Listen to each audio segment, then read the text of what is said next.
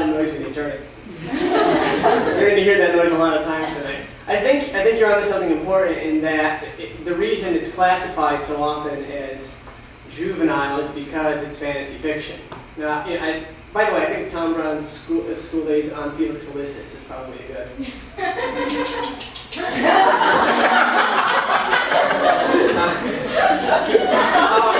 Love that part. I think because it's fantasy, and I love Rowling's characterization of how she was writing these books, and she didn't sit down to write a fantasy fiction novel. She sat down and wrote what she wanted to read, and she got a few hundred pages in and went, "There's dragons and magic in this. This is fantasy fiction," which is fine. But you think of fairy tales as kid stuff. That's what you learn in the nursery. You think of fantasy fiction as kid stuff. You think or complete geeks, but certainly not somebody who takes literature very seriously. And you think about in the year 2000, poll after poll after poll showed that most people thought the greatest book of the 20th century was The Lord of the Rings. Boy, a lot of Ivory Tower people got really upset about that.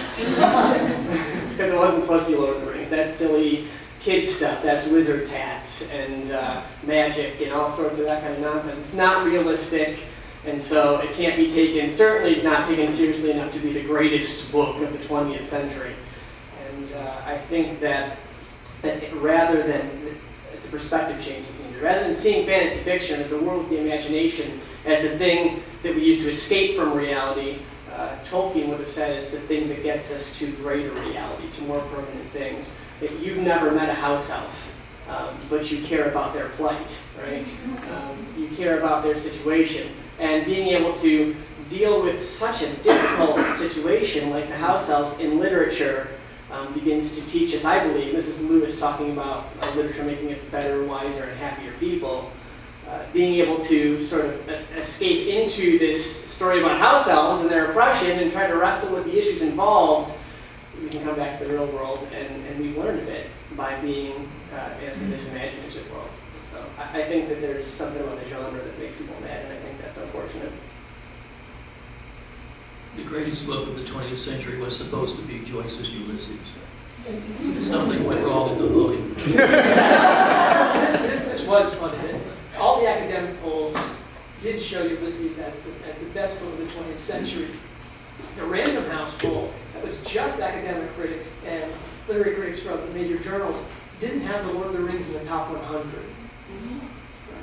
Just to show what, and all those that were psychological novels. Because that's the only non-genre fiction. To Travis's point about if this was imaginative fiction making you better, wiser, happier, if you really like it. The reason that imaginative fiction does that is that it allows us to be more human. You referenced that Ralph Whittaker said that fantasy doesn't take us out of the world. It's not a diversion, it's not an entertainment that lets us escape from things. That fantasy literature gets us into the world, gets us into the reality, which is the behind and the beneath and the within of things.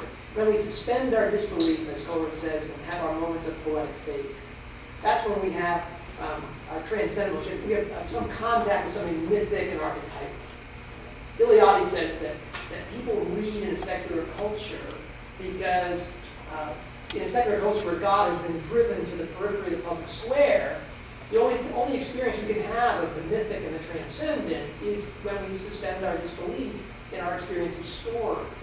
And where can we do that best? When we suspend our disbelief in the story which is unreal. And that also, those stories, because they're fantastic in the sense of fantasy, they also act more easily as transparencies to what is mythic. Something which has a greater reality than just the humdrum streetlight here in New York or whatever. All of a sudden I can be talking about a dragon and truth and nobility, sacrificial love. All of those things come more easily into this environment.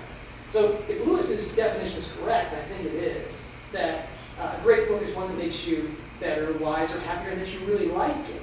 It's going to be the one where your heart, this noetic faculty of soul, whatever, is going to experience something more real by seeing through the story to that thing and entering into it that will be more human consequent to it. And of course we like it because it's a gentle story, right? It's not one of these, gritty, probing, psychological pieces where we're thinking about how we're thinking about what we're thinking about. It's a story where I can become the narrator, and I can be terrified of the basilisk and the poor girl I have to save from this wicked Tom Riddle. And that's something I can enter into more easily, and in that experience, all of the archetypes of that scene in Chamber of Secrets, this classic, that's almost a medieval everyman drama, I can enter into that very easily from the perspective of the story and have that mythic experience that I really can't have almost anywhere else in 21st century America. And for you guys, the age of many of you, your reality is not Hamlet's Denmark. Your reality is not Joyce's Dublin of 100 years ago or Faulkner's rural Mississippi of 3/4 of a century ago. Hogwarts is as real and as unreal as these milieus. And I think of Faulkner's Nobel Prize acceptance speech, his definition, the only story worth writing, the only story worth reading, the human heart in conflict with itself. And stories that deal with what Faulkner called the old verities and truths of the heart, lacking which any story is ephemeral and doomed. And then he names some: love, pride, pity, compassion, sacrifice. What is Harry's story if it's not that? Dealing with those verities and dealing with his heart, which is torn asunder by the latter part of book 7. Beautiful story, beautifully told. That's great literature. I don't care who she is, when she writes, or where the novel is set. Or who else reads her books? Right? It's supposed that children read these books. I've experienced these verities, these huge answers to the most fundamental human questions. Do I care that my 8-year-old child also enjoys these books? He may not experience the same way that I do, but as James said, this is a take this conversation in a different direction. Go. Dante writes to a friend of his, Con Grande, in fact, more responsible friend, but he says basically there's two senses of story. There's the surface story, and then there's allegory. And allegory can be understood in 3 different senses. The moral of the story, the specific allegory, tit for tat type thing, and then what he calls the anagogical, or the sublime. And as James was saying, when a child reads the story, he gets the surface meaning consciously. He follows the plot and understands what's happening. He doesn't, well, almost no one does when they read a story. They don't get the moral, the allegorical, and the sublime elements in themselves consciously. Oh, it's literary alchemy. We're talking about the transformation of the heart.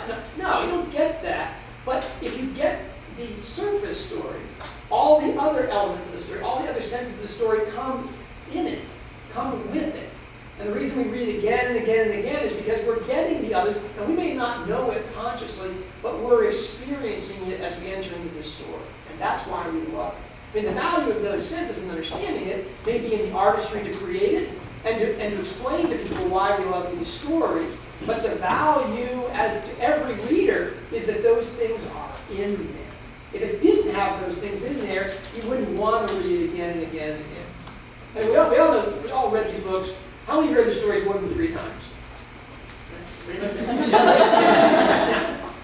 You know that at the end of every book, Harry dies. Sort of. He has this little faux death. He has a little battle and he dies. At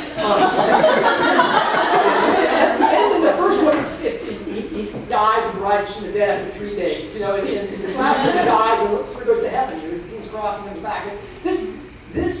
And he always comes back, always revives in the presence of a symbol of Christ.